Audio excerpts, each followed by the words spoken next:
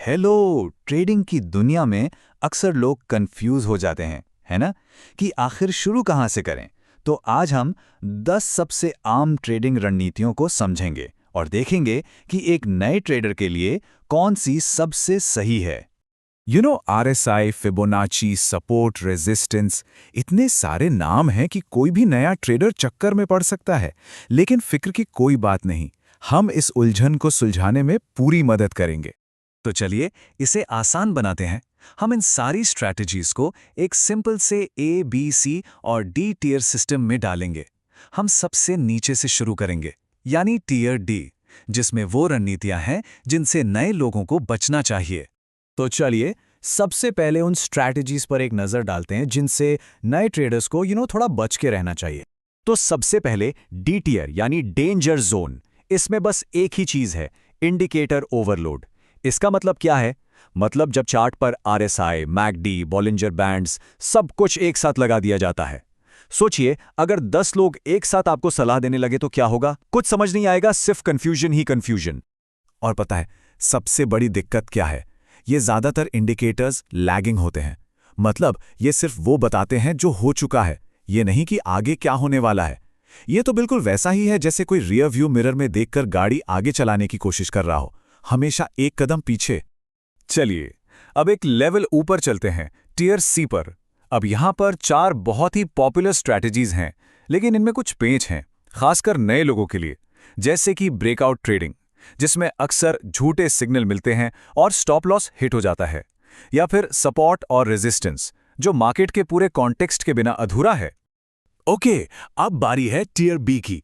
देखिए, यहां जो स्ट्रैटेजीज हैं वो काफी पावरफुल हैं, लेकिन इनको सीखने में काफी टाइम और मेहनत लगती है।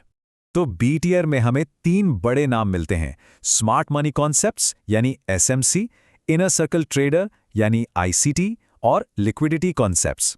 ये सब थोड़ी एडवांस्ड लेवल की बातें हैं, जिनमें मास्टरी करने के लिए काफी गहराई से पढ़ना पड़ता है।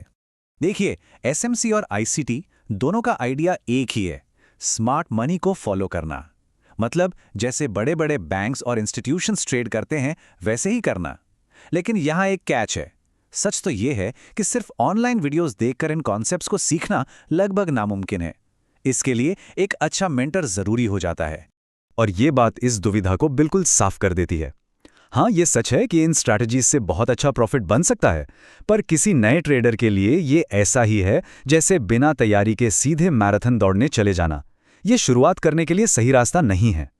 तो चलिए अब उस सेक्शन की बात करते हैं जिसका शायद सबको इंतजार था। हम पहुंच गए हैं टॉप पर, टियर ए। ये वो स्ट्रैटेजीज हैं जिन्हें नए लोगों के लिए बेस्ट माना जाता है।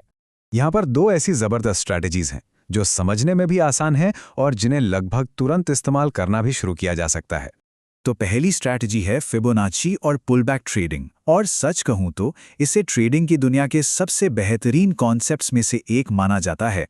इसका लॉजिक बहुत सिंपल और सुंदर है। सोचिए कि मार्केट एक सीधी लाइन में कभी नहीं चलता, है ना?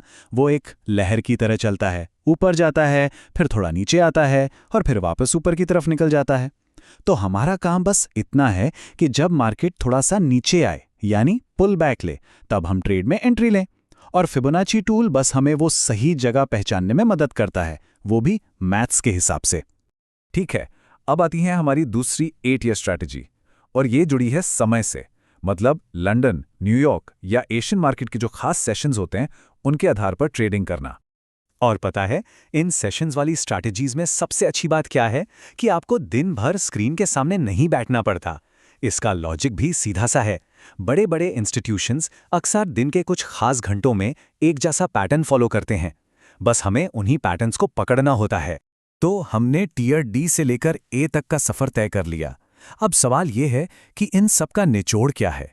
क्या सीखा हमने? तो ये रही हमारी पूरी रैंकिंग एक ही जगह पर।